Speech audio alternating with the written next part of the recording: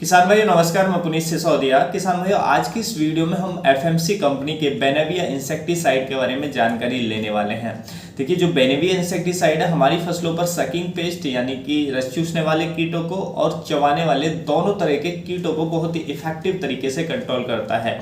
जब हमारे अन्य उपाय फेल हो जाते हैं यानी कि अन्य कीटनाशक फेल हो जाते हैं तो तब आप बेनेविया का उपयोग कर सकते हैं, यानी कि बेनेविया कीटों को कंट्रोल करने का अंतिम उपाय हम उसको कह सकते हैं। तो ये बहुत ही अच्छा है, बहुत ही इफेक्टिव ढंग से कंट्रोल करता है। तो आज की इस वीडियो में हम एफएमसी बेनेविया के बारे में कंप्लीट इन्फॉर्मेशन लेंगे।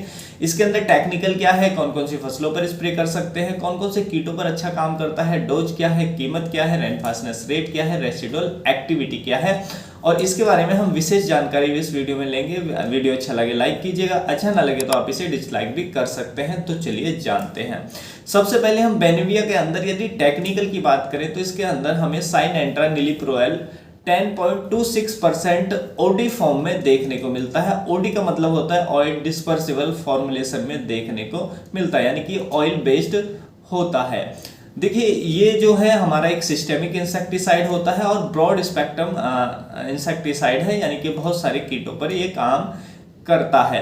देखिए, कीटों को कांटेक्ट और इंजेक्शन एक्शन से मारता है, यानी कि जो भी कीट कांटेक्ट में आता है उसको खत्म कर देता है, और बाद में इसके अंदर इंजेक्शन एक्शन भी होता है, यानी कि दवाई जैसे ही कीट के पेट में पहुंचती है तो उसको भी ये मारने का काम करता है। कीट जैसे इसके कांटेक्ट में आते हैं तो वो दो से कुछ घंटे के अंदर अंदर वो खाना पीना छोड़ देते हैं, और 2 से लेके 6 दिन के अंदर अंदर जो कीट है उसकी मृत्यु हो जाती है।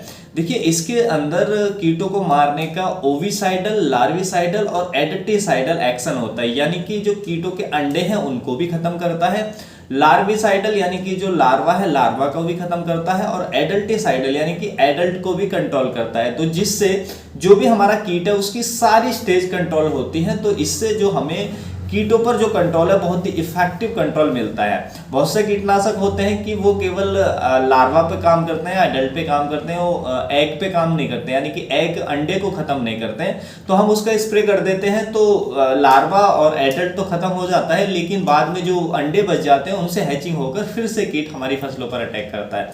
लेकिन ये कीट की सभी चरणों पर, सभी स्टेज पर अटैक करके उसको नष्ट कर देता है, जिससे हमारे जो आगे फिर जो अंडे से हैचिंग होने वाली है वो भी नहीं हो पाती, यानी कि एग को भी खत्म कर देता है। इससे जो इंसेक्ट की ग्रोथ है वो एकदम से स्टॉप हो जाती है, एकदम से रुक जाती है। देखिए, यदि हम फसलों की बात करें तो आप बेनेविया स्प्रे किसी भी फसल पर ले सकते हैं, चाहे मिर्च की फसल है आपकी, टमाटर की फसल है, बैंगन की फसल है, भिंडी की फसल है, कपास पे बहुत अच्छा ये काम करता है, तरबूज की फसल है या अन्य सब्जी वर्गीय फसलें हैं। उसके साथ साथ अनार में आप इसका स्प्रे ले सकते हैं, अंगूर में आप इसका स्प्रे ले सकते हैं, यानी कि फलों वाले पौधों पर भी आप इसका स्प्रे ले सकते हैं। काफ़ी अच्छे रिजल्ट हमें इसके देखने को मिलते हैं। यदि हम सकिंग पेस्ट की बात करें तो देखिए, सकिंग पेस्ट में यानी कि रस चूसने वाले कीटों में ये थ्रिप्स पर बहुत अच्छा काम करता है। थ्रिप्स कैसा भी हो, जो हमारा वेस्टर्न फ्लावर थ्रिप्स है उस पर भी बहुत ही अच्छे से कंट्रोल देता है। तो थ्रिप्स पे बहुत ही इफेक्टिव कंट्रोल ये देता है।